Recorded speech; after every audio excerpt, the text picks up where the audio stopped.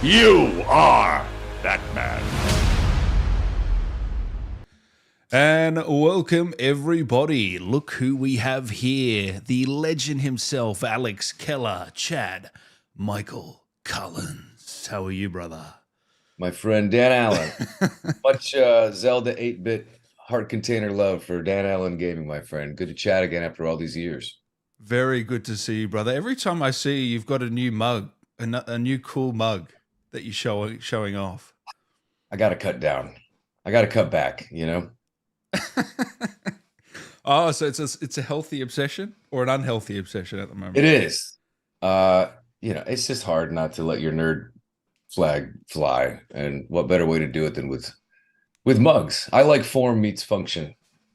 So, you get your nerd expression on, and it's also a practical water container. Sorry, man. I'm actually for some reason I'm welling up. I love you so much, man. I'm just for some reason I can't control the tears coming down. It's been so long, but it's great to see you, brother. I wanted to start off by saying, thank you for being so kind over the years to me and even just to your community. And you were my 10th interview, and now I've done 175. So just thank you to you, brother. I didn't know that. I didn't know I cracked the top 10, man. Yeah. It's amazing. My God, how far you've come. I was just talking about you the other day to my good friend Martin Copping, and I just sat down. He's so great. I think what people don't understand about YouTube content creators and like yourself is that it takes an unbelievable amount of hard work. And it really, really is. And you deserve all the success in the world. I see your YouTube placard in the back. Much deserved, man. I had no idea that I was number 10, man. But it's so happy to see you grow over the years. You offer great things for the fans, and I know they really appreciate your insights and your interviews, man. So let's keep it going. I want to be number 500 as well, Dan. Can we arrange that? Oh, I'm going to get you on every year now, just to chat nerd stuff, because not everyone might know that you're a bit of a nerd. You love fantasy, D&D. Take the secrets out by now. You reckon? Yeah, probably. Hey, this backdrop doesn't help. No, it's not helping your case. If anyone wants to ask Chad a question today, please use the link in the donation where the link in the description. We are trying to raise some money for Game on Cancer, a great charity down here in Australia, Cure Cancer. So if you want to ask Chad a question, we will get to them eventually. Throw $5 over there, and Chad will answer it the best he can. Won't you, Chad? I'll make it extra special if you donate to this great cause. Thank you, man. Hey, before we get into everything, when's the last time we chatted? 2021, just a year or so after Modern Warfare 2019. I think you'd just come back. We thought you were dead, and now you're back. Yeah. That was God, what was that? Season 3 when they announced that Alex was back, and that was the battle pass with Tulam Ronan. Yeah, man, 2021. I remember I had the long hair and the really crappy green backdrop.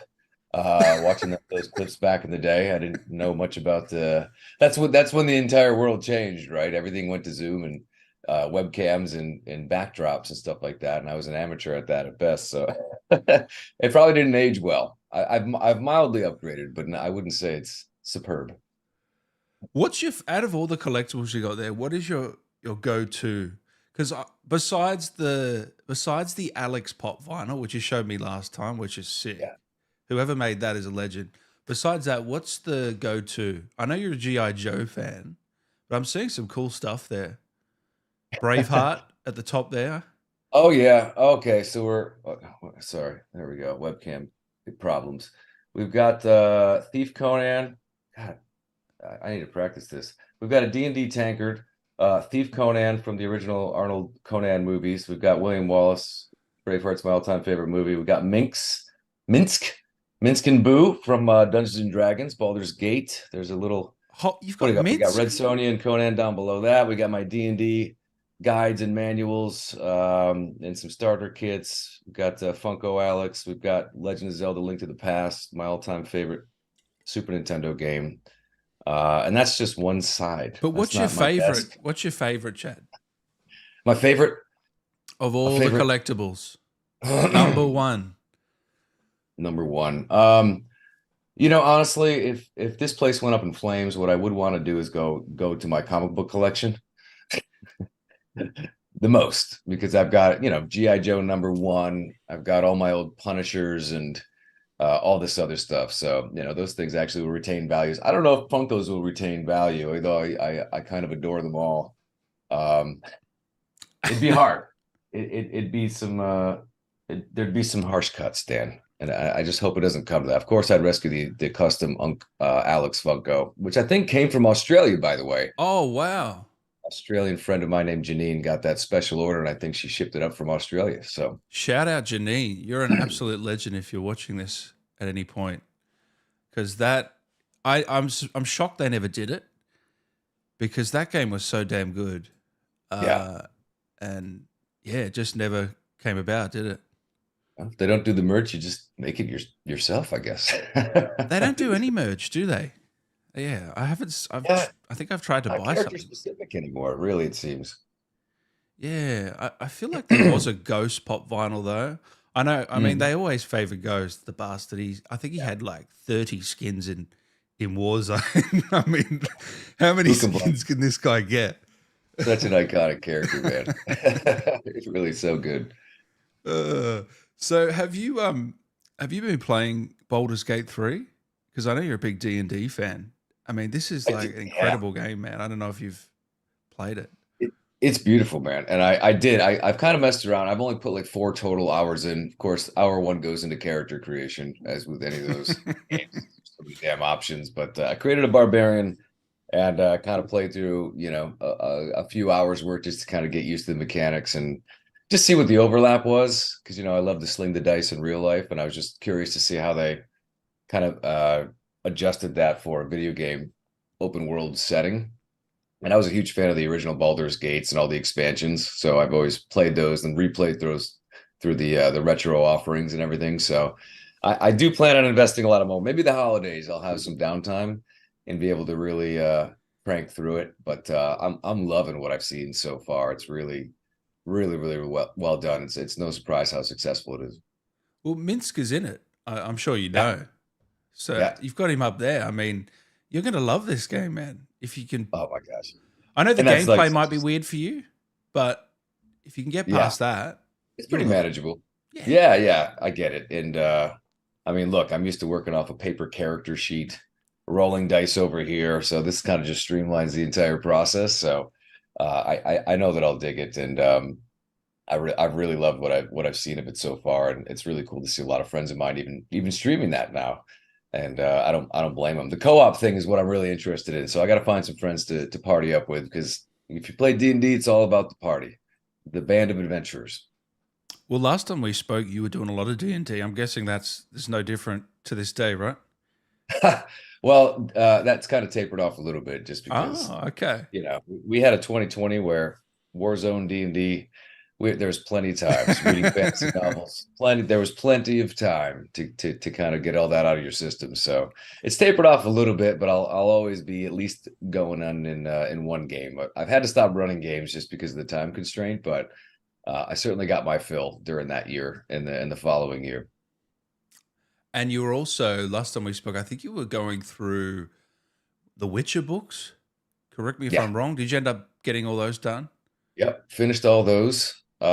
Finished all of Joe Abercrombie's awesome, fantastic books. He's a fantastic underrated author Yeah. who creates really fantastic little fantasy universes. Yeah, I got through. I think there's eight Witcher books, and then I fired up the old retro games and played through those. And I enjoy that series on Netflix quite a bit. And I think that cast is incredible. Yeah. Is Henry done now? Henry Cavill. Have they switched him, or what happened? Do you know? Don't know where that stands, because I know there was a bit of a controversy where he was out and then he kind of came back, and I'm not sure if he's out again. Mm. Which would be a shame, because I thought he absolutely crushed it. He's such a great actor, and people don't understand the amount of effort you got to put into the martial arts. So the sword training and the fight scenes and the sequences and stuff. And even just like you can tell the prosthetics, like the hair and the contact lenses, and I'm like, none of that stuff's comfortable. Like that Well, that wardrobe's not comfortable, you would you know. know, wouldn't you? That's the Yeah, and so thing. hats off to those actors and him in particular. I'm very impressed by him. I loved him in Mission Impossible. I don't know if you ever saw that one where Oh yeah, he reloads his fists. I mean, that was a yeah. great scene. Yeah. Yeah, that was a great scene. Um, so going to Modern Warfare, uh, I'm looking at the back of your wall there, and there's a Warzone picture, and man, I get nostalgic. I wish they would bring back Verdansk, man. That is the Yeah. greatest map ever. Oh, the memories of The Verdansk. memories, man. There's rumors. I mean, I don't really know. Like I was telling you before, is I'm on such a need to know above my pay grade basis. I have no idea, but I think we all miss Verdansk, and our fondest Warzone memories come from Verdansk. Me and my friends still joke about it. Drop it into prison. Oh, you're a man. Oh yeah. Damn. Oh yeah. Pick up a Yeah. king contract, drop into prison, hope for the best that the gas doesn't catch up with us. Grab So I'm that sure you had chopper. a few quick games along the way. What's Dropping, that? I'm sure you had a few quick games dropping in prison. Oh, yeah, yeah. Well, when you're not alone, they can be quick, and that's I prefer to drop alone, Dan. No offense to anyone else, but Yeah. that's usually the end of me very quick. That's a trip to the gulag immediately if another squad drops next to mine. Man, it's actually so nostalgic now. I tell you what, I gave Alex so many wins over the years, man. You have to thank me. He saw that end screen very many times. I was rocking Well, you for years, man. that's a lot better than I treat him, man. You don't usually find him getting in that helicopter and exfilling. You usually find him with an awkward dead face on the ground. So thanks for treating him well. Lord knows I tried. Hey, but you got it right in the end, right? You're getting better now. I have friends that are very good. So Alex ain't too proud. He'll take a carry, as the kids You're say. not giving yourself any credit. I'm okay. On a good day, I'm a mediocre player, and I'm all right with that.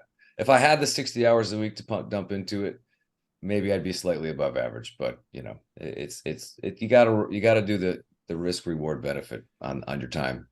Have you tried the multiplayer? Because I know that's pretty full on. But have you ever gone in there and tried your hand at that? I mean, when I first started streaming, not knowing what the heck I was doing, during the pandemic, we did. I ran a lot of multiplayer just because I didn't know anything about Call of Duty. I've only ever played campaigns, so it was fun. It was hectic. It was crazy. I got a sweet spot for Rust, and Shipman is just wacky as hell. So I really enjoy Shipman, but I'm not built for it, man. Like that's for the quick twitch players. And that's just not me. Jumping all around, going prone, jumping in the air one way, turning, shooting someone in the head. I'm like, I can't do this so well. So multiplayer for me is, let's just say we get a lot more deaths than kills every time. Humble pie, asshole. It is. I eat it constantly. It's my favorite dish. So going back to Modern Warfare, so you came back in season 3, I think it was, for Warzone, and then we didn't see you for a little bit. Modern Warfare 2 came out, and I'm thinking, where's Alex, my boy? Where is he? I played through the first one, and you're in it. You're the main character, basically. You and Price and Farah, and then you've gone off, and then of course you're in the raids. You're in the raids. You come back in the raids. So what was it like shooting those scenes with the guys for the raid scenes? Well, I was thrilled, man. When Modern Warfare 2, obviously I didn't get the call for Modern Warfare 2. I just think the storyline and what the story they were trying to tell, it maybe didn't make sense for Alex to be in that or get involved. And so I understand creatively why that was. Yeah, there was cartel, Alejandro, that and sort of Valeria, yeah, where would he fit in that whole scheme of things? So I can understand creatively. Putting him in there might have just felt forced, thing. and then I totally get that. But right around when that game dropped is when I kind of got a call and they were gauging my schedule for You know, and I kind of found out like last fall that I would be coming back and recording the operator package with the 1100 battle chatter lines and stuff like that, which was really cool to hear. You know, they kind of told me about the raid DLC that they were going to do. You know, and when I was actually I was on set when they dropped raid episode 1. I had no idea. I was there filming raid episode 3, I think, is when you first actually meet me. I was there at the end. I think it was the end of like December 2022. And you know, I'm literally filming and working with the amazing people Infinity Ward, and my phone starts blowing up because they had that like picture of Alex and like with Laswell kind of giving the intel on the mission for the rest of the team. So I was blown away. I didn't know. And so it was very, very cool that that was teased. And I actually learned about that while I was on set filming episode 3 for my appearance on that. So it was cool, man. And Infinity Ward was really great. They said that, you know, they've never forgotten about Alex, and everyone over there loves Alex, and they've got, you know, had more plans as we go for Alex. It was really cool, you know, because they don't call you to tell you you're not going to be in things. They call you when, you know, they need you to go up and to do the thing. So, you know, I'm in the dark and just eternally grateful for the ride, even if it stops. And but it was very cool to see Alex return to the raid and wrap up that Modern Warfare 2019 storyline with Hadir and everything else. And I thought that was really cool and very well done, even if the raids themselves were so damn hard. Dude, I really love the They're fun. raids. I love them. Yeah. Yeah. Honestly. I think it's the coolest thing they've done in ages. Yeah, I thought Yeah. it was just different, you know? People responded really well to him. And you know, I never played anything like that before. And you know, like I said, I'm lucky to have good gamer friends, because without them, I might still be trying to get through the raids and unlock Alex. I actually think they got easier as they went on. I feel like they toned it down a little bit because I think the Yeah. first one was very hard from memory. Yeah. Yeah. I feel like episode 3, is that the one where you had to jump across the electrified water to punch in the number sequences across like the 11 terminals? I don't remember which. I I can't think that remember, was, but yeah. yeah, Yeah. that one was a nightmare. That one was absolutely brutal. Trying to figure out how you kind of divide the room between 3 people and punching them and timing it out less than 10 seconds to hit the next sequence. And that was hilarious. So if you did play through the ball on your channel, didn't you, on your YouTube and Twitch? I did, yeah. I streamed a couple of them live. You know, because I'm just like, you know, watch me suffer, watch me struggle. You know, struggle is real. So it was very entertaining and made for some pretty good content. And you know, I love streaming just because it shows that Call of Duty can be enjoyed by anyone of any skill level. And I'm certainly not going to go pro anytime soon. So it's fun to have some laughs and, you know, share some stories of filming and what it's like working with certain actors. And, you know, I think people really appreciate that. And, you know, and I think it's pretty rare that actors play the games that they're in. You know, video games are not everyone's thing, but as you can kind of see, I've been a gamer my whole life. So it's really, really a treat for me to be able to drop into a game that I'm lucky enough to be in. Is it still surreal for you to hear your voice and see your likeness in a game of this magnitude? Yeah, you know, you kind of get used to it. You get used to it. I don't notice it. You know, I really don't notice it anymore. And every once in a while, it's fun and just really, you know, what I think as an actor is, you know, when you do a TV show or a film or you're in a video game, you know, when those cues kind of come up or you're watching a scene, really, it's like a video diary, you know. So you remember the day you were on set, you remember which co-stars were there, or you remember the time in the voiceover booth, and it just brings back really fond memories, you know, again and again and again. So I think that's what I enjoy the most. Just deeply appreciative of the opportunity to be in Call of Duty. And so when those voice lines kind of trigger and hit, it just kind of takes me back to the voiceover session, the recording session, or the you know, the cinematics that we filmed and everything, and it's just nothing but fond memories. I got to say, I'm jumping ahead, but in Modern Warfare 3, I did pop when you said yes, ma'am. I kind of, Yeah. it got, It was a nice callback. Yeah, yeah. you thank Brian Bloom for that. Yeah, Brian Bloom's he's the Dave Filoni. What Dave Filoni is to Star Wars, Brian Bloom is to the Call of Duty universe, and fantastic guy to work with, and great writer. And that was a nice callback line. Very different than the first time he said yes, ma'am. We never saw Yeah. Alex again Yeah, in it is a couple of movies. different context, isn't it? This one was just like, all right, Farr, you do your thing, and I got you. This is kind of an exasperated, like, yep, okay. Headstrong Farah. That's why she needs the calm, cool, collected Alex at her side, I suppose. And speaking of Farah, that raid ending with Hadir, what was that like on the set to watch that happen? His death scene. I think it's public knowledge now. Yeah, that was a very intense scene, man. I do believe you spoke with Aiden Bristow. Yeah, I did. Plays Hadir, and we had all become very close filming Modern Warfare 2019. That was such a special scene. I remember reading the material preparing for the shooting day, and I was like, I just know these two are going to knock this out of the park. And really just an incredible, touching, moving goodbye scene, under tragic circumstances. And I was blown away, and usually when obviously that's their scene. So it's our job to not get in the way and to really just do whatever we can to let them do their thing and kind of support that as an actor. And they really crushed it. It was really, really, really a moving, touching scene. And if you have to unfortunately say goodbye to a character, I thought that was a beautiful send off for Hadir. So it really impressed me, and all the feels and all the emotions were there.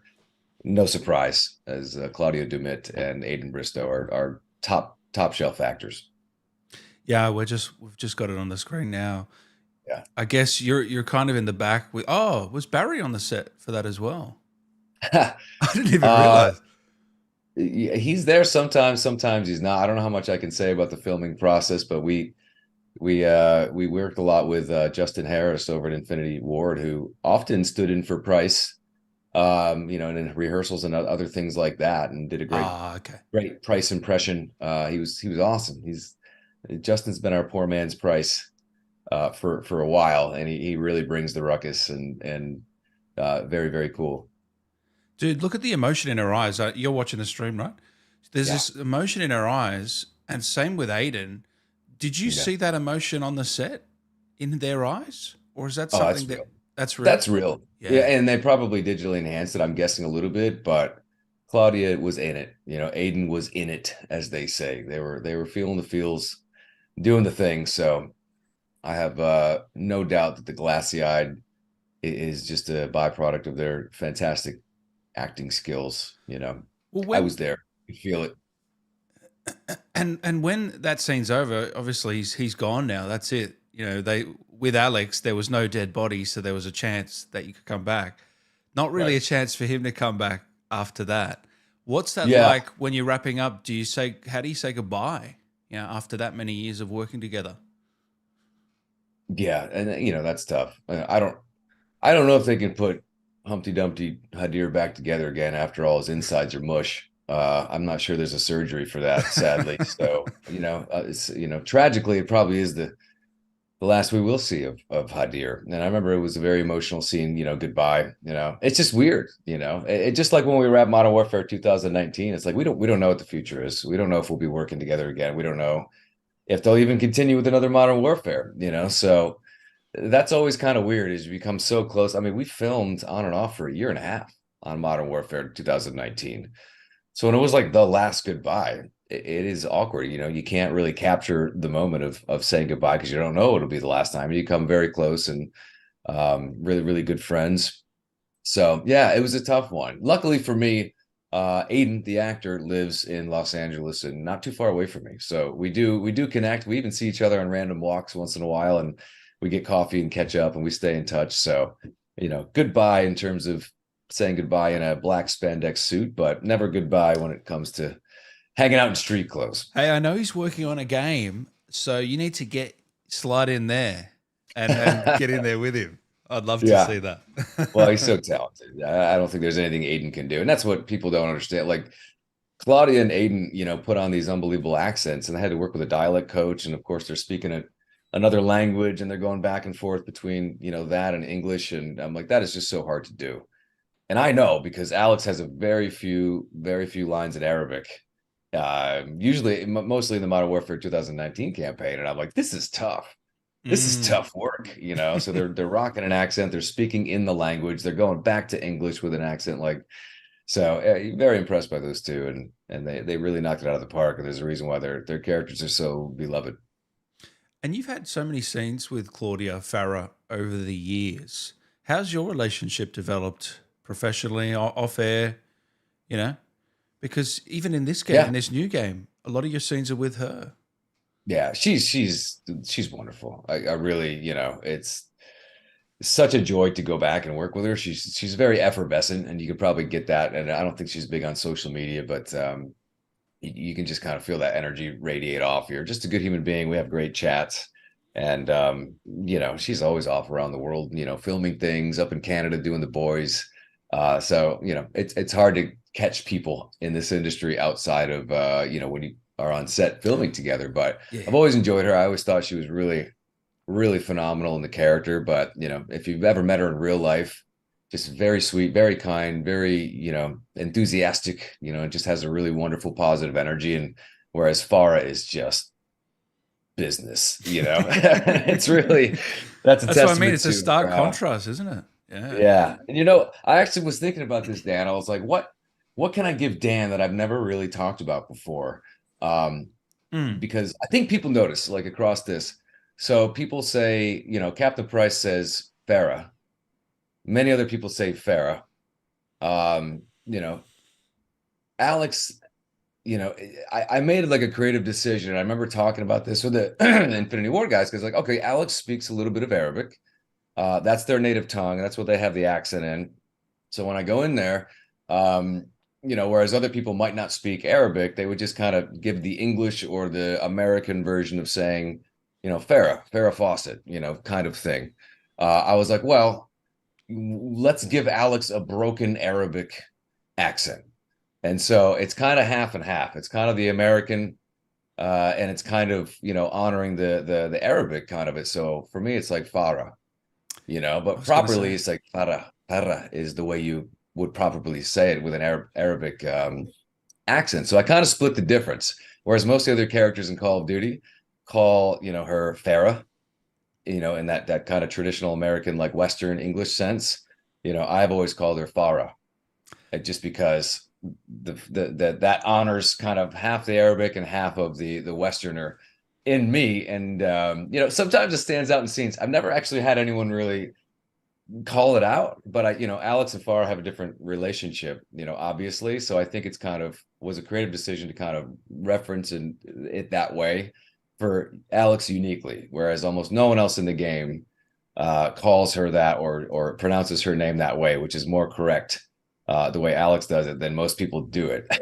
Thank you for giving us that. That's a really cool detail. I didn't notice it, but now that you say it, obviously, it's very apparent, really. Yeah. Yeah, because if you hear Hadir say his sister's name, it sounds completely different than if you hear Captain Price say, Farah, or any of the other characters, even Graves, kind of thing. So Alex was just kind of like, let me split the difference.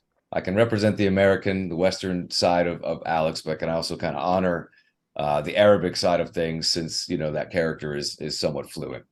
So you made that decision probably within one of the first scenes in Modern Warfare 2019. Yeah, that first scene where you're in the yeah.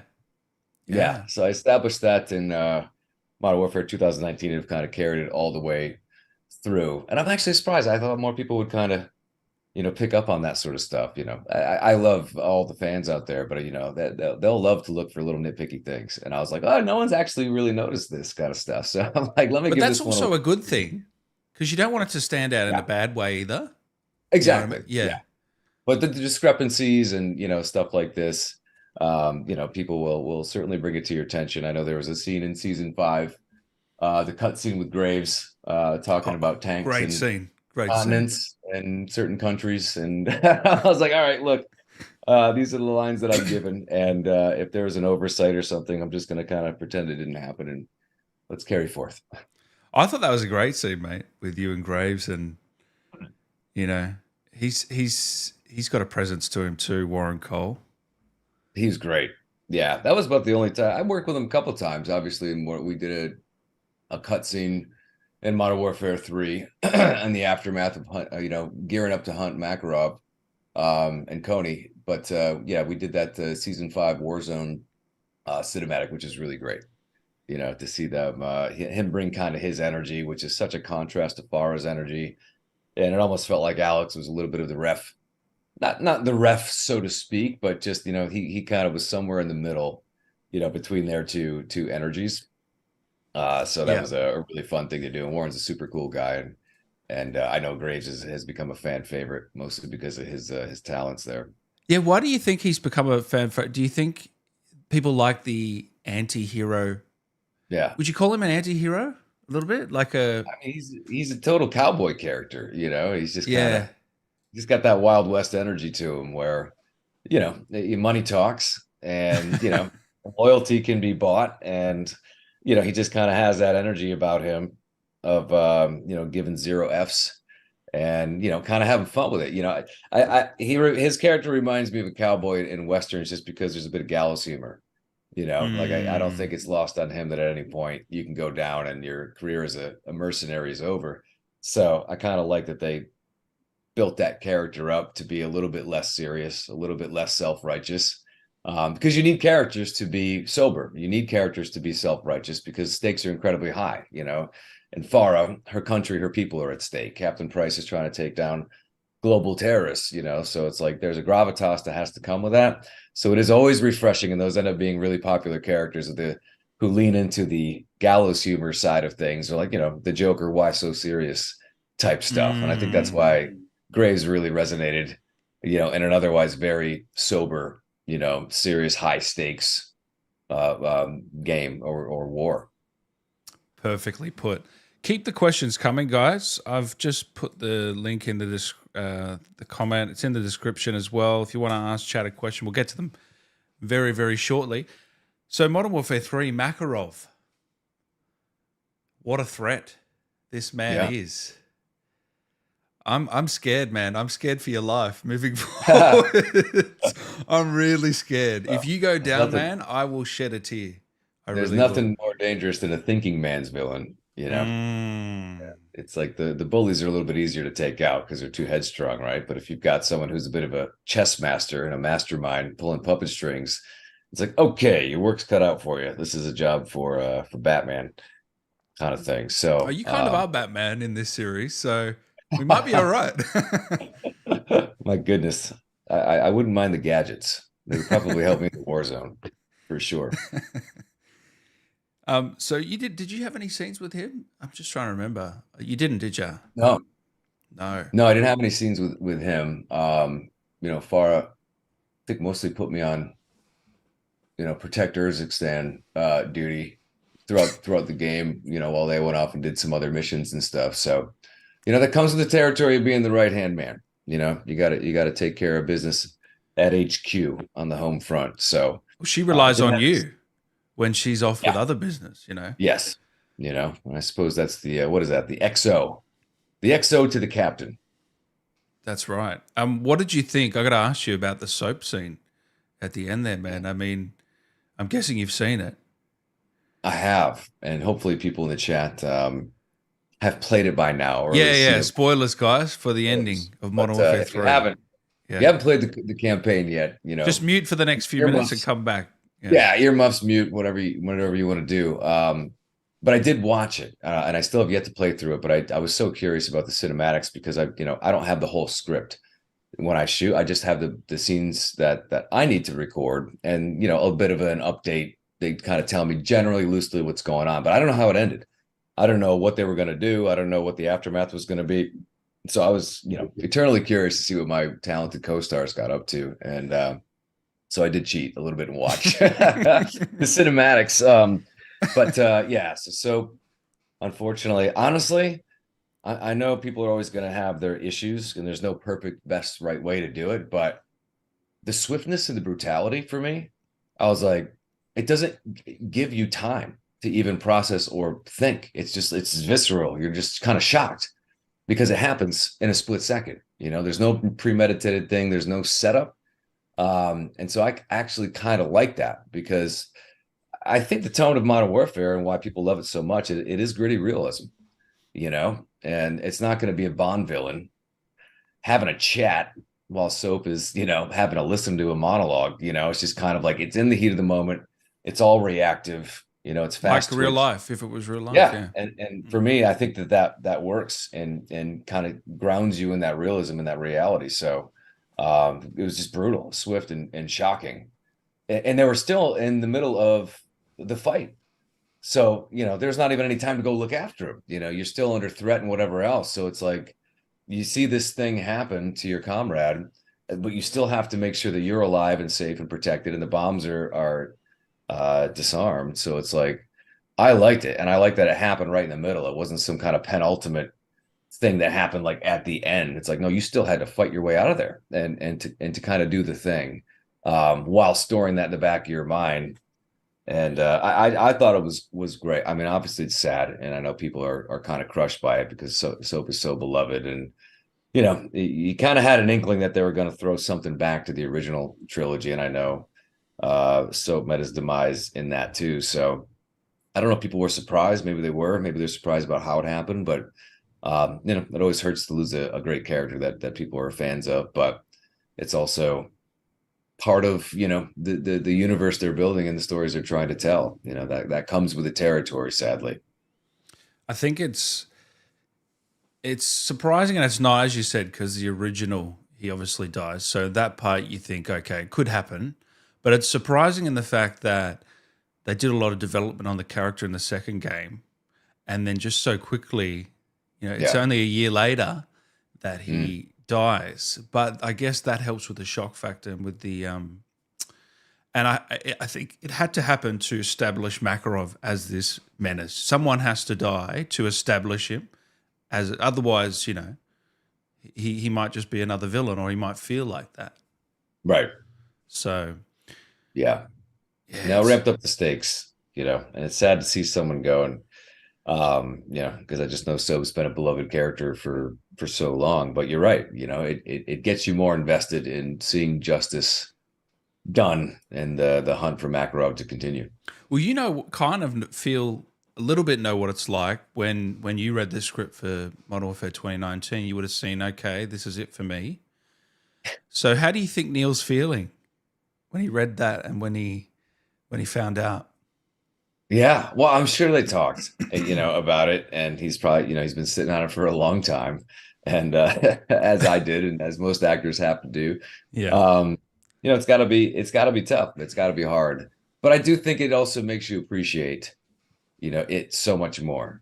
Enjoying the kind of swan song and the journey all the way up to release, and making sure you make the most of your time on set and with your other actors and with your friends, and and it's a great opportunity to kind of connect with the fans who have loved and support you and your character the entire time. So it is bittersweet, but I'm sure that stuff was not lost on him. I saw he did a really beautiful post on Twitter X, as well, just kind of acknowledging it all and just being very, very grateful and feeling very, very blessed, in it. And I think that's a wonderful way to kind of respond and appreciate.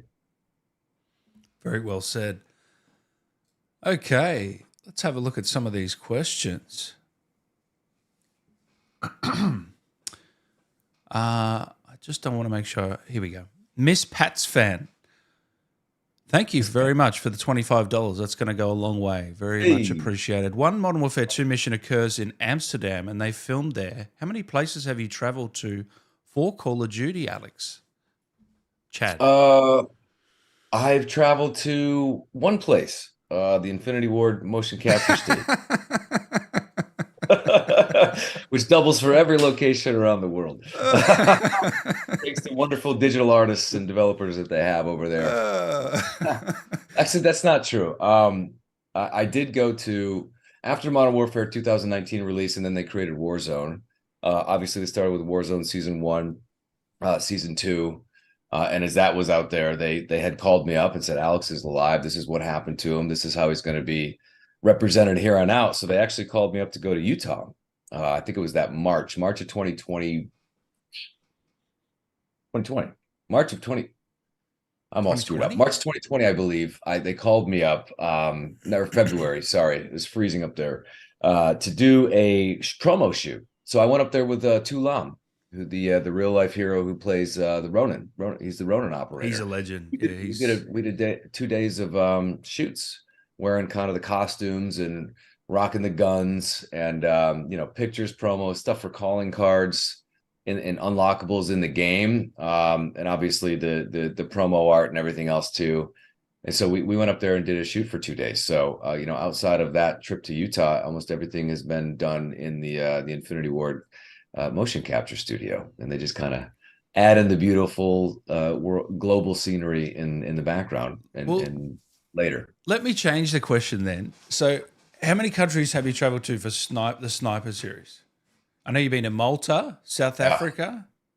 Yeah. Man, that's great. It's first one was in South Africa. We did the next two in Bulgaria, with a little dip into Turkey on one and a dip into Greece on another. Wow. We went down to Bogota, Colombia for another one. We did one in Vancouver. We did one in Winnipeg, Canada. Last one was in Malta, and I think that covers all 7. So none have been shot in the States? None. Not a one. Not for these. Wow. Do you think they'll ever shoot one in the States? Maybe if it fits the storyline. But I know that these movies have a very big, broad budget international appeal. Oh, So, okay. Yeah. between budgets and considerations, and trying to give things a more global international feel, just in the scope.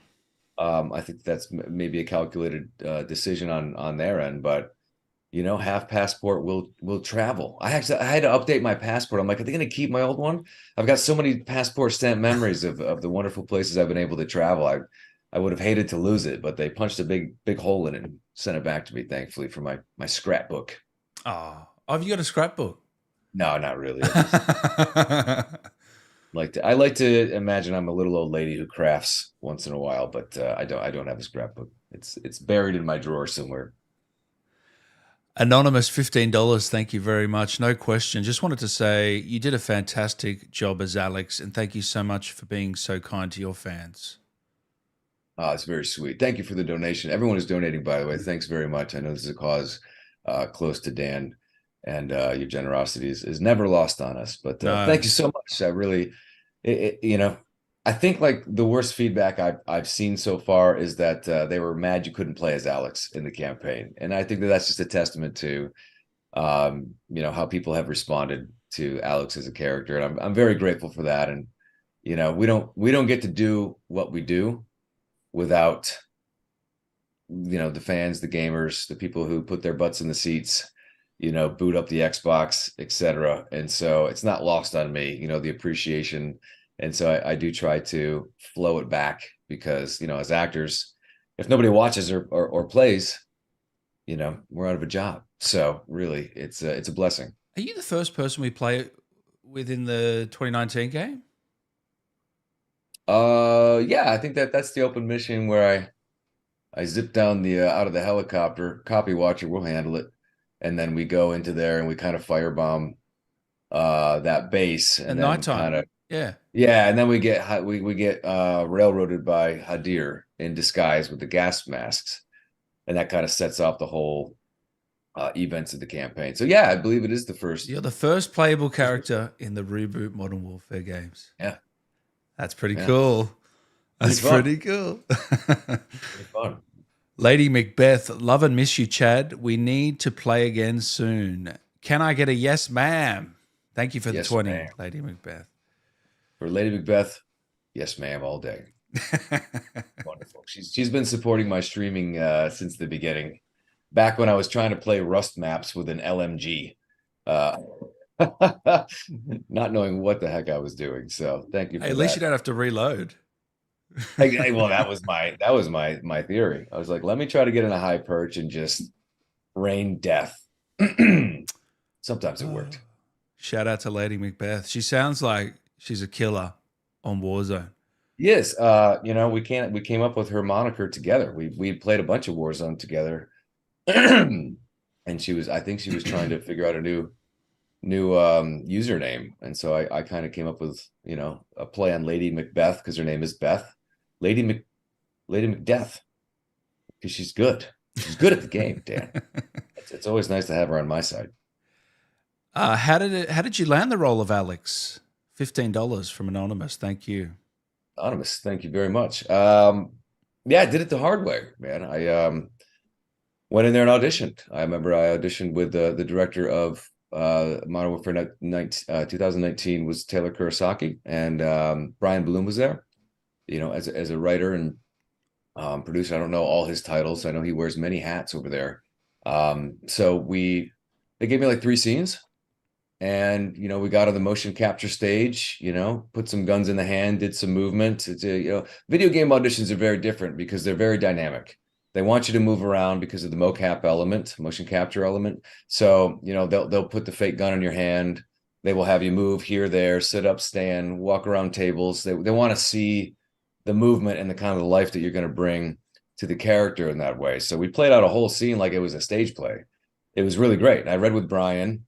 I was telling Marty this the other day, Martin Copping, that in the audition, Brian's awesome, and he's a super accomplished voiceover and theatrical actor on top of it.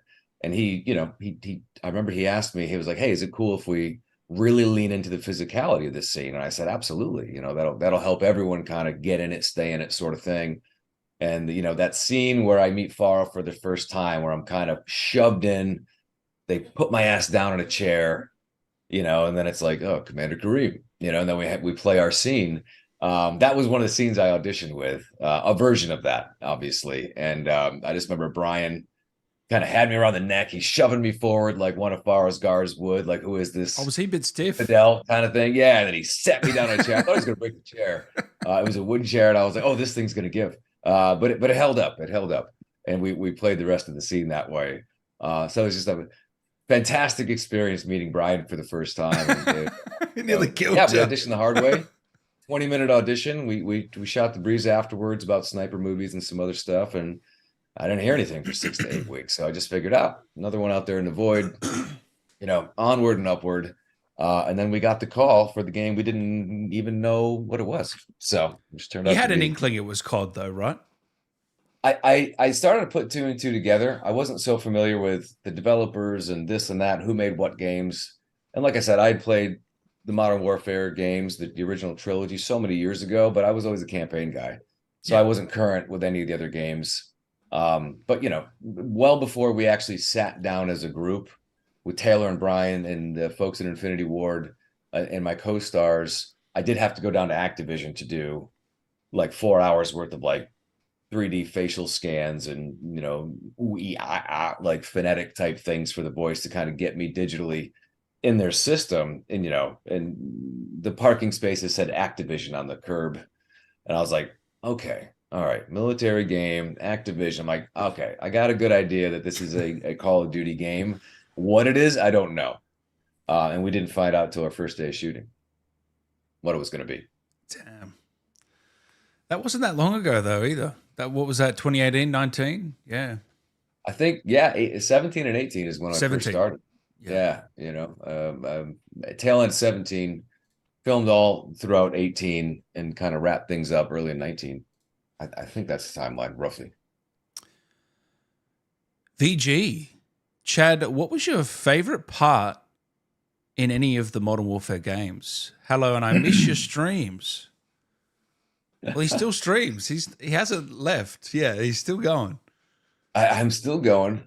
I'm not as consistent as I have, but I'm trying to get back into it. But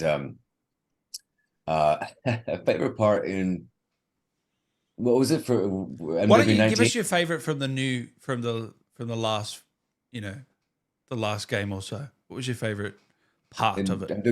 NW3? Yeah, and the raids or this sort of new. Yeah. Well, I love the raid stuff, man. We had such a blast filming that. Alex properly reunited on screen with, Farah, Price, Gaz, true throwback to the game that we all filmed together. And I love that. It's just kind of me and Gaz with that, like, what the hell is it? The Carl Weathers, Arnold Schwarzenegger meme of doing the gladiator handshake kind of thing. We're always kind of shaking hands and having each other's back. So I thought that was a nice throwback. And I did love the raid scene, especially when Farah, goes a little ape shit and starts yelling all over the place. And I'm like, okay, we all know where this is kind of going. Like, Alex knows her very well at this point. In Modern Warfare 3, I really enjoyed doing that dirt bike scene, where we kind of zoom across the desert at night to investigate the plane that went down. That's a great scene. Yeah, I'm just getting it up fun. now. Yeah. Yeah. I don't know if I have any BTS pictures, but they kind of rigged these poor man's, motorbikes, and that me and Farah had to kind of do that scene on it. And so we kind of had to, like, do the wiggle thing and the bump thing, whatever, but these things don't move, and I'm like, all right, where would the Kickstarter be? Where would the gears be? Is it going to be a right throttle? Is it going to be a left throttle? Like, how does this all, so you have to figure all that sort of stuff out, as you're going about and filming the scene, which was a bit of a challenge, because we both thought we were going to fall off at a certain point of the stationary rig that they had for us. But I thought that was really cool. And I just think that interaction with Farah and Alex really just kind of epitomizes their dynamic. Or it's Great like, relationship. whoa, this makes no sense, and she's like, I'm doing it, and I'm like, okay, all right, what do you need? Like, business, let's go, I got your back, kind of thing. And so, all I can do is represent the other side of, Farah's charge right in there, headstrong personality, be like, well, here's the downsides, here's the risk. Okay, you're gonna do it anyway. All right, I got you. Let's go. We'll figure it out. I enjoyed that mission too, and I had to save you again. Actually, no, I think I got you killed the first time I played it. Yeah, I was tired of getting saved. Locked in a vault. He's buried under rubble. The Coney Group has him at gunpoint. Man, what would I do without my friends, Dan? What would I do without my friends? It's the same as Warzone. You're always needing to be revived. At least when I play, man. At least when I play, for sure. Hello, Dan and Mr. Chad. I have a question for you. How was working on Modern Warfare 3? Did you like how the story turned out? Love from Poland. I mean, I did. Like I said, I think I was in, like, I don't know, was it maybe 4 or 5, maybe 6 of the cutscenes? So it was really, really cool. And like I said before, I was eternally curious how they stitched it together. I was, curious to see what the other actors did in their scenes, because I wasn't privy to that. But I like it, man. But I'm biased. I want to see where this story goes. These are my friends. These are my compatriots. In real life, and of course in the game. So I was kind of hanging on every scene. Seeing where this went, and I enjoyed it. And I feel like it's a great story, and there's so much more to tell. And there's a little bit of an open ending there. I mean, a couple of loose ends were tied up. Obviously, the post-credit scene, but and I won't say anything to spoil it. But I really enjoyed it. I thought it was really cool. I thought it was really well done. Personally, that's me. But again, like, I'm hardly a critic, just because I'm mostly incredibly grateful and incredibly attached to this role in these games. What do you think is going to happen with Price now moving forward? Because he's kind of gone a little bit rogue, as you said now. And he could go a number of ways from here.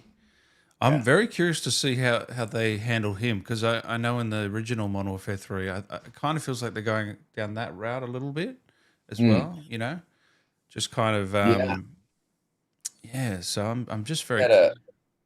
He had the ultimate, we get our hands dirty so the world stays clean moment there at the end of the game. And you kind of wonder what that's going to do, to his psyche. Will we kind of see him, going even more off script, off grid, full cowboy, to get stuff done. And that line epitomizes not the whole. mistakes.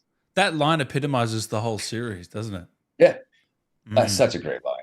I mean, there's so many great lines, man, from so many iconic characters, and the actors nailed every single one. I have to say that, and I know this is a bit of a tangent, but that scene with Ghost in Soap, where they're basically interrogating the financier. I forget her name. The actress, she did a Melena, great yeah. job too. Melena, yeah. But when she's like, "What's up with the mask?" He's like, "Hide my face." That's it. Like just deadpan, and I'm like, "This is brilliant. This is so good." Oh, it is good, isn't That it? was one of my favorite moments in all the scenes that were filmed. Does So he hats remind off you of to. Snake Eyes a little bit? What's that? Does he remind you of Snake Eyes a little bit from Oh G.I. yeah, Joe? Yeah. yeah. And Snake Eyes, only the hardcore fans know this. Snake Eyes doesn't speak because he had an injury to his throat in the line of duty, so he never speaks because it causes him great pain. So he's mostly just completely, silent. And Ghost is not overly chatty either, and I think that adds a element of mystery and danger in all the right ways. 100%. Rachel, what was it like filming Sniper Grit? Did anyone play any pranks on you during the filming? Thank you for the $10, Rachel. Appreciate it. Thank you, Rachel. Great question. She's talking about the Sniper Grit film. Just do a Hey, little show and tell. is that the one from this year or Yeah, last just year? released. It Oh, released. So I couldn't say nice. anything because of the ongoing actor strike, but it released at the end of September. So I'm kind of retroactively trying to catch up promoting it a little bit and putting it out there for people who haven't seen it yet. So Where can I watch it uh, in Australia? Just VOD online? it's everywhere. Yeah. Well, internationally, I'm never sure. Yeah. I know in the US that it's everywhere in all forms, on all platforms. I never know what the international rollouts are going to look like, I can usually unfortunately. buy them But on hopefully, YouTube, pretty sure. Yeah, or yeah, Google or hopefully, whatever. yeah, Yeah. hopefully you can. But that's a movie I'm promoting. That's the one we filmed in Malta last year. We had a blast doing that. I think it's our best one ever.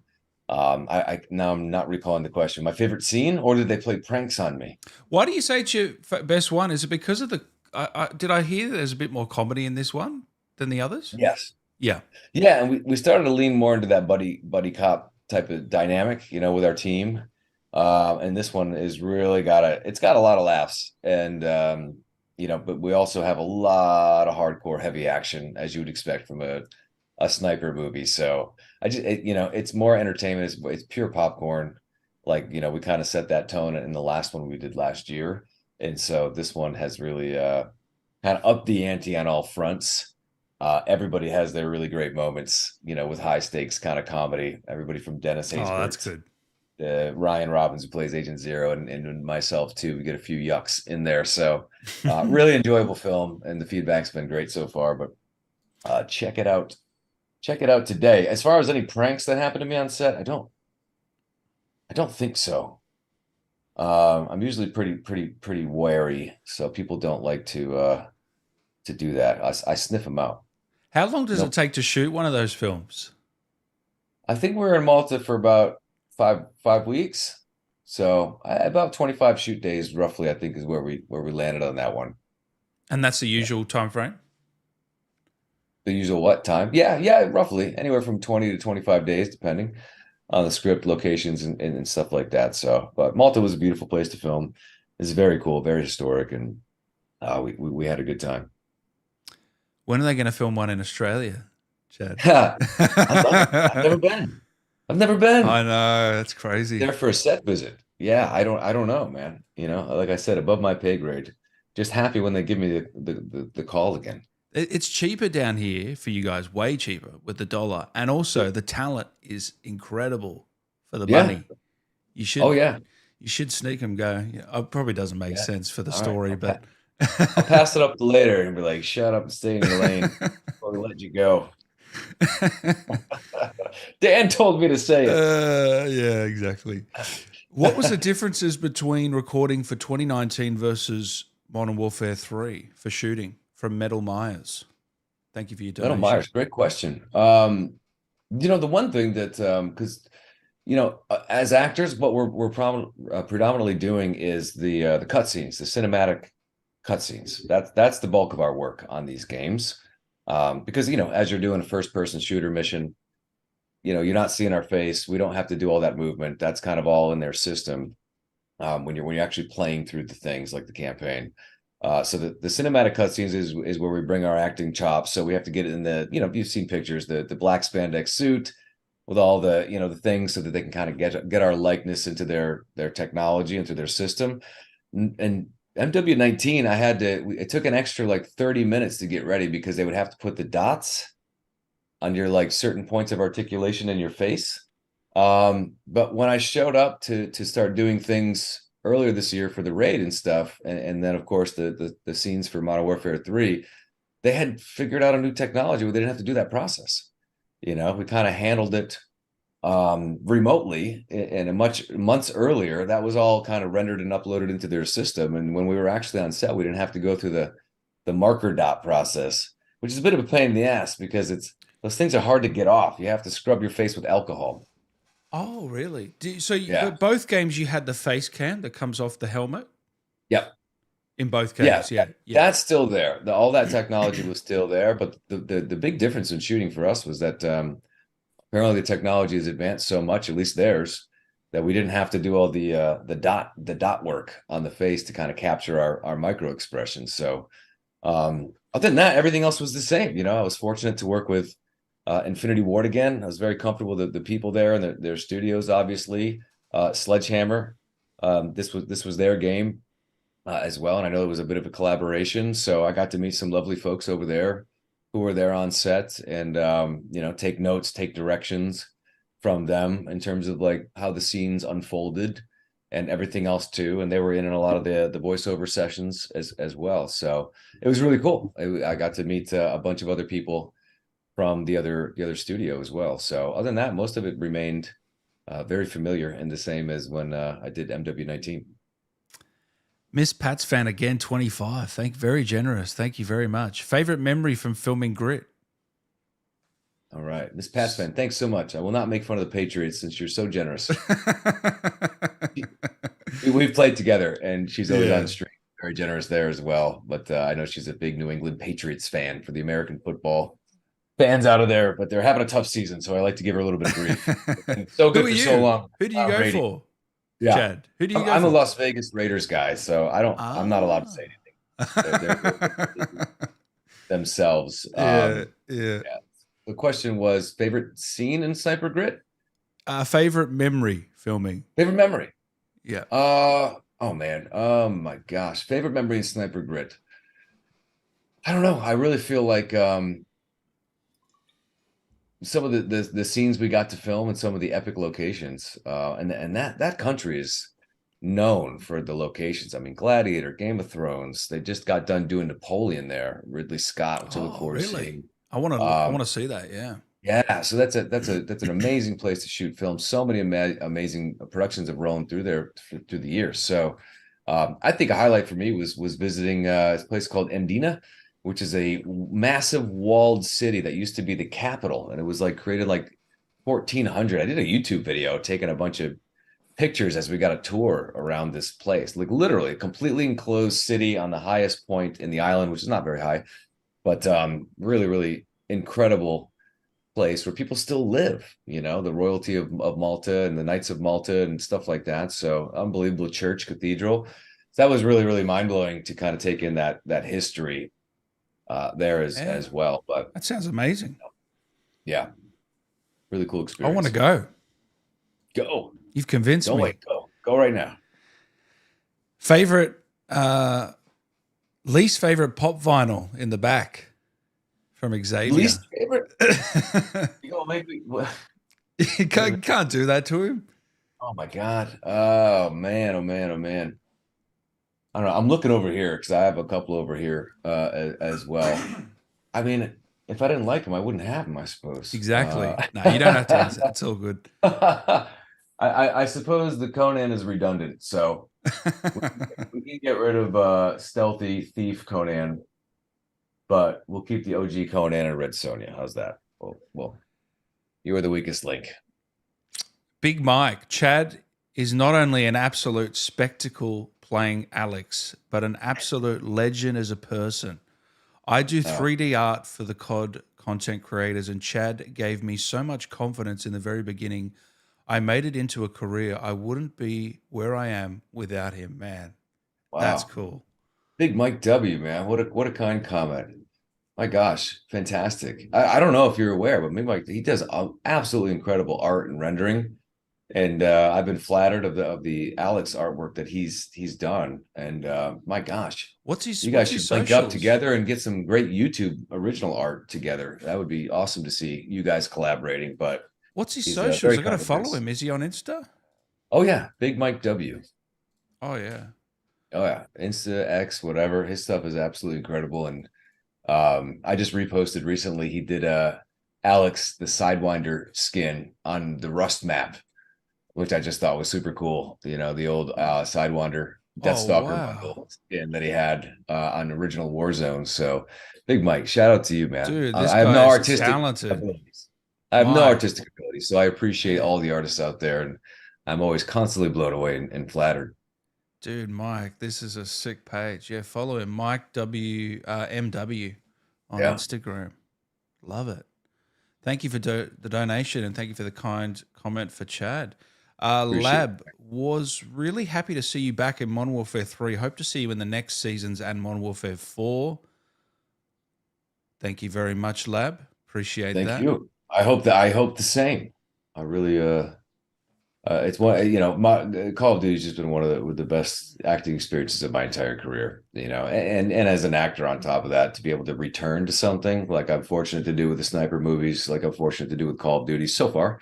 Uh, it's the gift that kind of keeps on giving in an otherwise very tough competitive industry. So, it does mean a lot to me, and it's very cool to see all the love for Alex out there continuously. So, as far as we know, we're still alive and kicking, pun intended. Before we get into this next little segment, I want to know because you're in phenomenal shape, man. I'm guessing your diet is so strict. There's no donuts, there's no hot dogs, there's no McDonald's. I mean, walk me through your diet regime, your fitness, that sort of thing. Well, it's very flattering. Thank you. It's the Zoom filter. We were talking about this. The Zoom, you haven't clicked the physique Zoom filter? You got to try it. You got to try it, Dan. Uh, no, I mean, look, I've always been active my whole life, playing sports beyond high school and college and just being a weekend warrior. So, I've always liked to take care of myself and be that way just for me. It's a high value that I have. But, when you get into acting and, you want to play a real life GI Joe or a pretend GI Joe, a soldier. So it's always been important to me that I'm like, well, we should be able to look the part, and whatever that looks like. And of course, I grew up in the 80s and 90s, and those guys were juiced and jacked, and oh, how's this guy? How is anyone ever going to beat him? Like, good luck, Predator. So, and I think that what I've learned the most is, diet is 80% of everything. As they say, abs are made in the kitchen. So I've always been really try to be very strict there. Because I'm by no means a gym rat, or John. I'm not in there 7 days a week or anything like So that. how I often are really you in there? maybe 2 to 3 on a good week, you know. Really? So what Yeah. are you eating day to day then? If you don't mind me Uh, asking. I'm a big red meat guy, grass-fed red meat steaks. It's just a powerhouse. Just staying in touch with my ancient Neanderthal tribal roots in terms of that stuff goes. But it's a food that just really works for me. So it's really my diet is so simple it would put people to sleep. So if Dan falls asleep on you here, it's my fault. But really, it's just red meat a bunch of days. But I'll eat or grass-fed liver. I'll eat venison. I'll eat Just meat, lamb. no veggies or anything, just straight I don't really do steaks. much vegetables, sweet potatoes. Sometimes I get some vegetables in there, whatever else. I do have a massive bowl of usually like very nutritious powerhouse fruit in the morning on an empty stomach. But grass-fed, red meat. It's not to say it's the only thing that I eat, but I pretty much try to keep that, as 80 to 90% of my daily. And then I do like beer, Dan. So, I do drink my carbs once in a while. Right. Okay. I was going to say, what's your cheat meal? Oh man, I don't really know because I never I'm just unwilling to get too far out of Really? You're my that range. strict? Man, that is Yeah, almost disciplined. just because I don't feel good. And I suppose that like once you wean yourself off this stuff for so many years, if you go back to it, it's brutal. You know what I'm You saying? feel it. Yeah. Yeah. It reminds me of like Princess Bride, when they're drinking the poison and the guy's whole strategy is to live with poison every day. So you're kind of immune. And Uh, sadly, if it was all donuts and cookies and all this other stuff, if you eat it on the daily, I suppose your body will get used to it. I know as a kid, I certainly was used to it. So now that I've been kind of off a lot of that stuff that gives me fits, to get back on it is just not a trade-off worth so having what? because I'll just feel so awful. So you might not have that, but there's got to be something, right? Where or you are that strict. I mean, look, if I maybe I'll get into a pint of like almond milk or coconut ice cream. There's a lot of like paleo friendly snacks out there that, cookies, crackers, some I like some avocado oil, sweet potato chips, barbecue style. I guess that could be considered a bit of a cheat, but I don't if it's not like paleo recipes, I really still don't mess with it just because, the dairy, the wheat, all that sort of stuff is just absolutely devastating on my old man guts at this point in life. So, you know, we've got our cheat codes. Wow, man. I respect the discipline. I tell you what. Okay.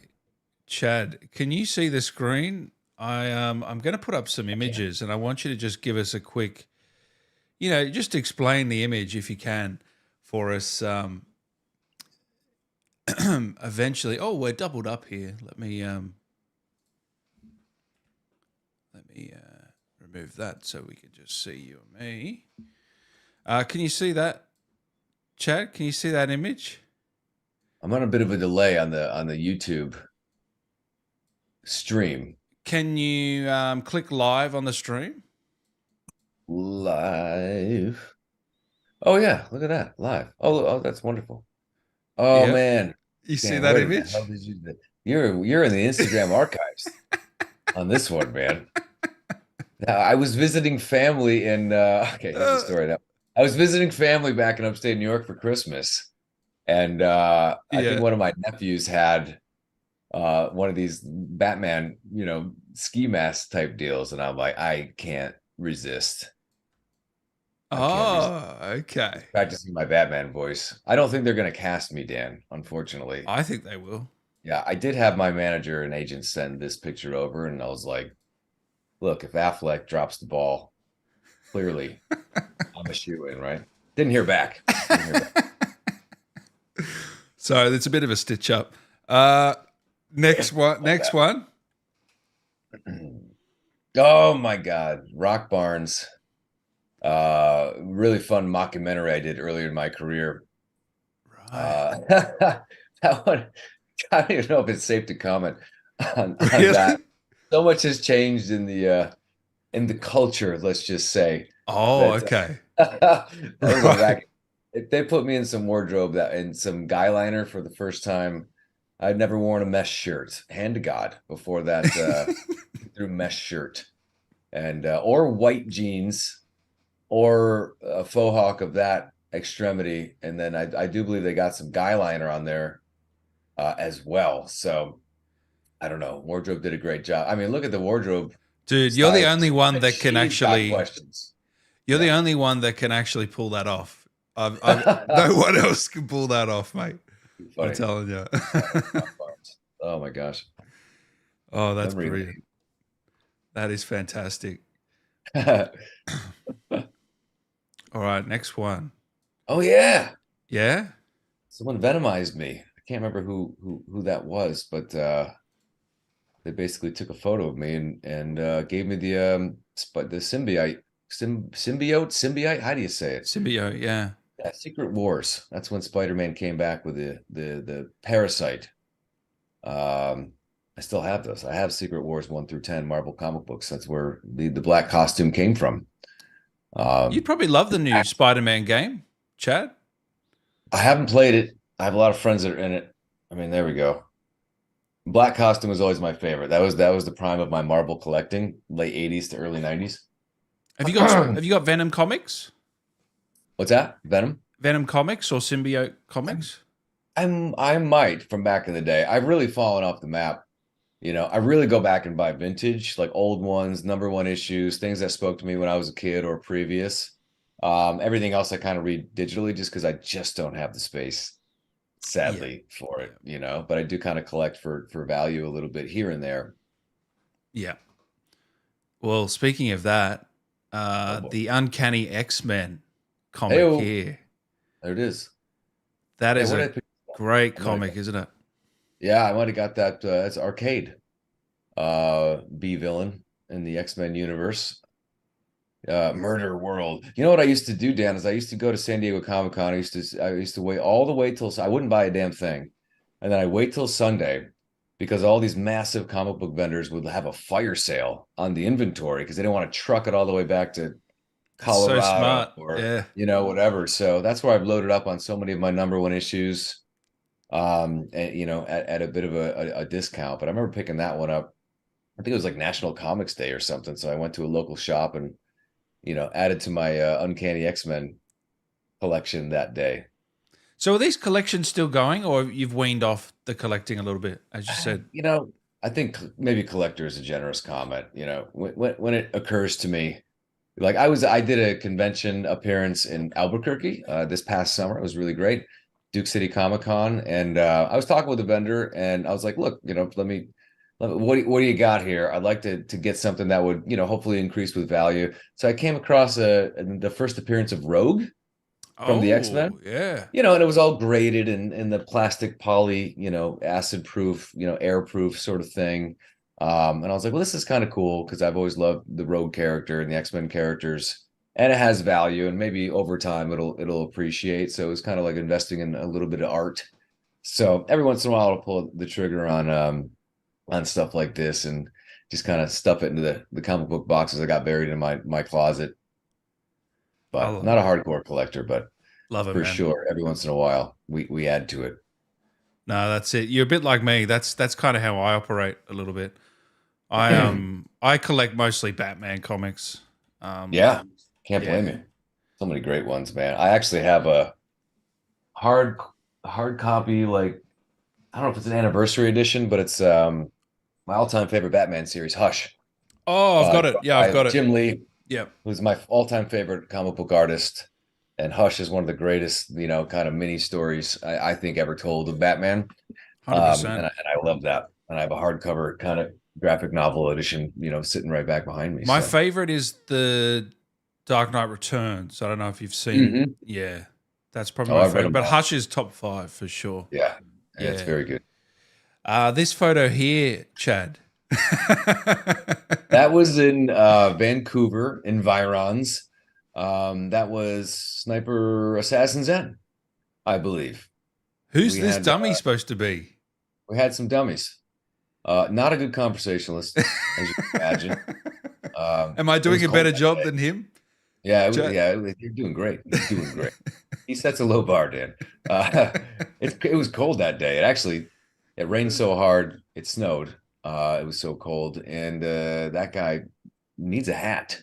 Does that affect shooting when it snows? Like, do you stop shooting? Yeah. Yeah. And sometimes yes, sometimes no, because you have to match what you filmed before, and it can take you hours and hours and hours just to get through a scene, depending on how big and complicated it is. So matching the sun, matching the shadows. If there's a stark weather change, sometimes you have to kind of wait till it passes. So but yeah, they just kind of had a dummy sitting. I believe they sat him in my cast chair. So I said, no, please don't get up. You have a seat. I'm gonna wander around and stay warm. But you good? You need anything? I'd never met him before. Make sure he was accommodated. As the lead of the film, you want to make people feel welcome. Yeah. And I'm hoping he got a good payday. This guy. Yeah. For all the hard work he's doing. I don't know. He probably just laid around. I'm sure he earned it. Dummy jokes, baby. Now this image here, this disgusts me. The guy on the left, he's a complete asshole, don't you think? Yeah, I thought I deleted that. I've clearly blocked him. Yeah. That was the first time we hung out, I think. Quite a few years ago, actually. Yeah, Martin Copping. For those that don't know, Martin Copping, go follow him. He streams as well. He was Lucas Riggs in Call of Duty Vanguard. But fellow Aussie, I know you're pals with him. Sounds like you're frenemies, by the way you're Nah, I speaking love of. him. I He's a won't tell legend. him. He's a Okay. legend. Okay. He is great. He is great. There it is. Frankenstein from Once Upon a Time. That was yeah, that was day one, I believe. That was 3.5 hours of Wow. airbrushing. Those that stitch work was kind of like they did kind of a latex pre-mold and then they just kind of glued it to you, sort of thing. So I had to run it all up and down my arms and the side of my head and neck, as you can see, and everything else too. So that was a really fun experience doing that. But it was about 3.5 hours to get all the airbrushing on and about another hour at the end of each shooting day to take it all off. Making That me, looks real on the pec there. It actually looks like it's Yeah. in. Yeah, they had that. That actually didn't play or really read in the episode, if I could remember, but they kind of had these, I don't know, almost like spark plug type things as part of the procedure to try and implant a heart into me. I remember as the story goes. So yeah, it's kind of crazy. That is not a nipple. That is it kind of looks like a tire valve, something there. It is not a nipple, YouTube. But Don't it's meant for demonetize. electrodes. Yeah, I'm no scientist, but yeah. Couple more. Do you remember this one, Chad? I do. That was a movie called High Moon that I did with Sean Patrick Flannery, and I played an old west werewolf hunter brought to the modern day. And that was kind of Wow. like a training sequence thing that I shot. Shirtless, of course. You got to train shirtless, you know, obviously. They put face paint on me, and they let me swing around some like mini like double-sided axe hatchet things. How long ago was this? It actually doesn't look like you. Yeah, we filmed in like trying to think. I'm trying to work backwards when it was released because it took a while to get released because we kind of got caught up in distribution hell a little bit. Did I film it in 2016? Maybe it came out in 18 or 19. Oh, so I'm not really that sure. long ago, really. Yeah, we filmed it down in Texas. But it was fun. Got to be kind of an old West gunslinger, kind of plop down in the modern age and fight werewolves, which was pretty cool. Two more.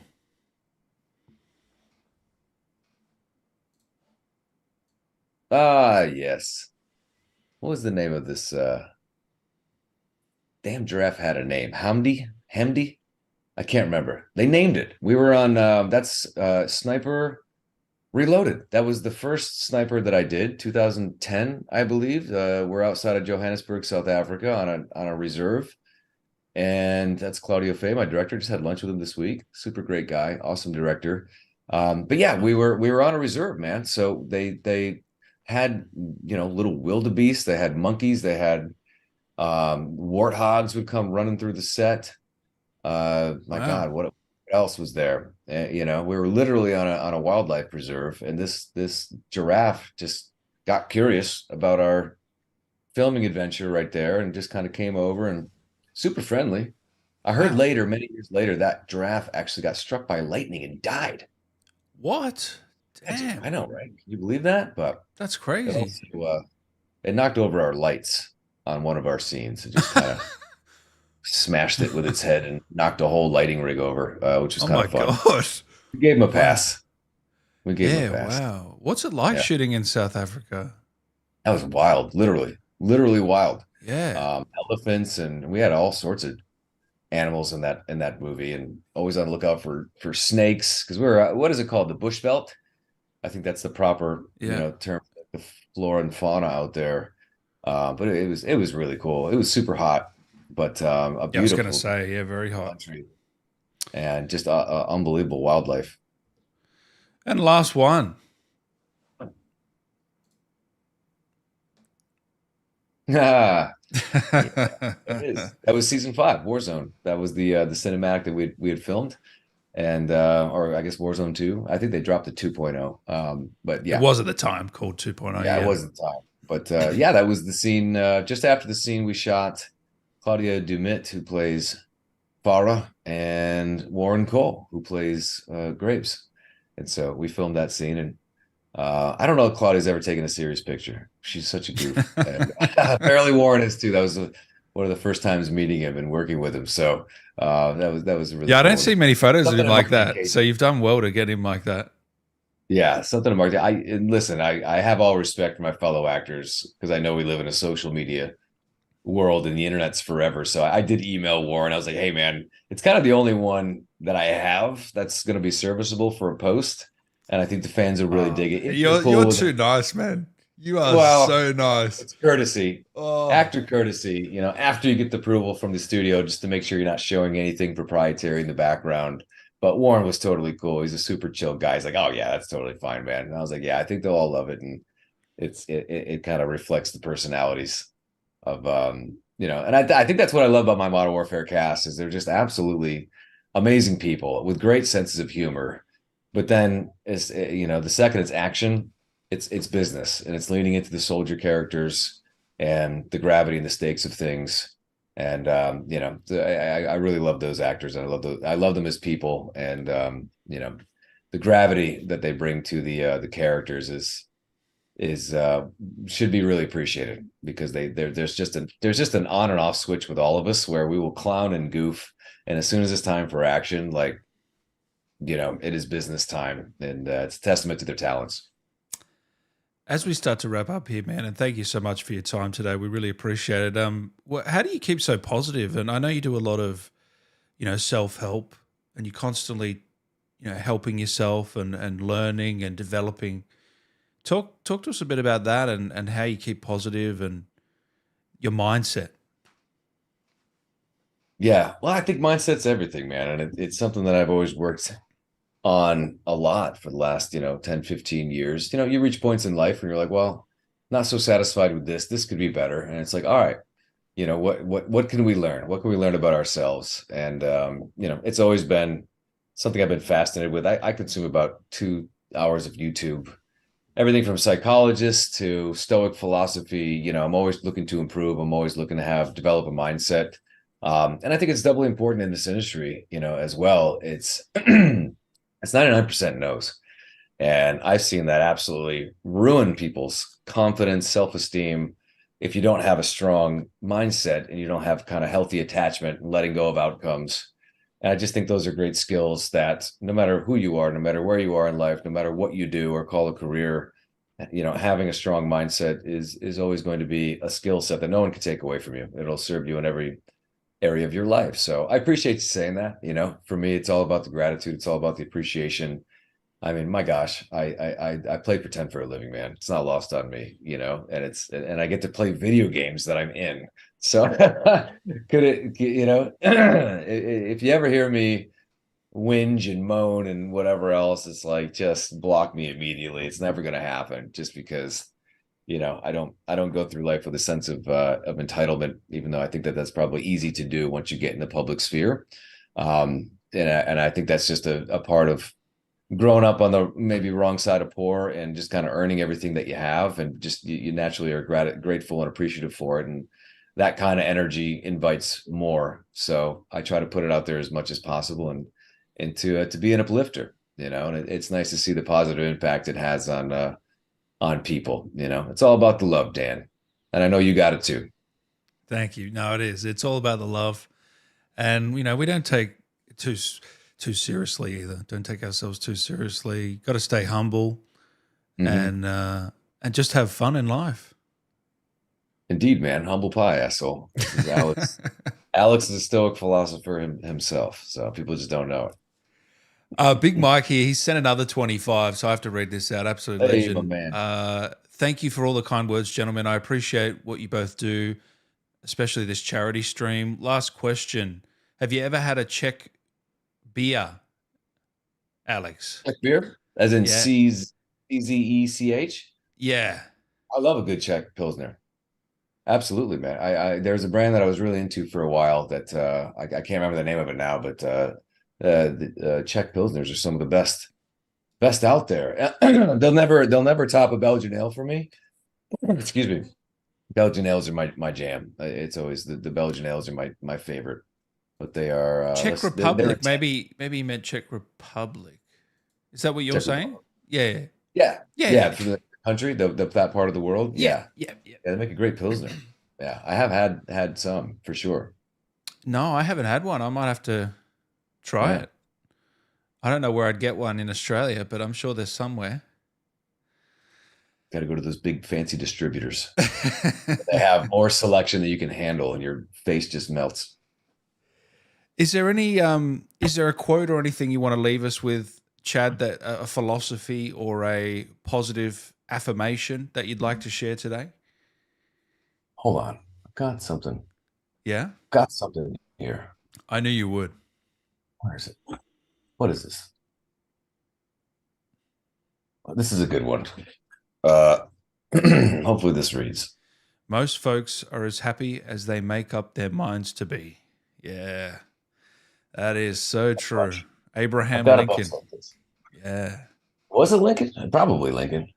You know, and I think the classic Henry Ford quote is something that I always dig too. And it's just you know, whether you think you can or whether you think you can't, either way you're right.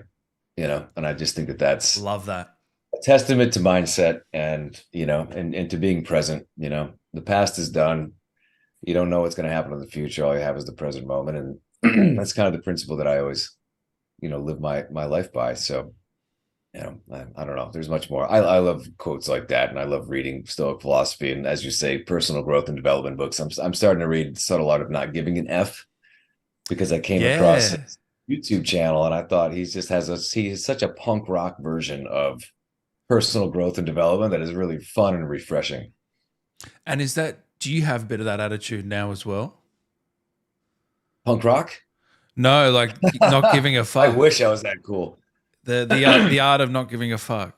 Oh yeah, well, I mean, not so much.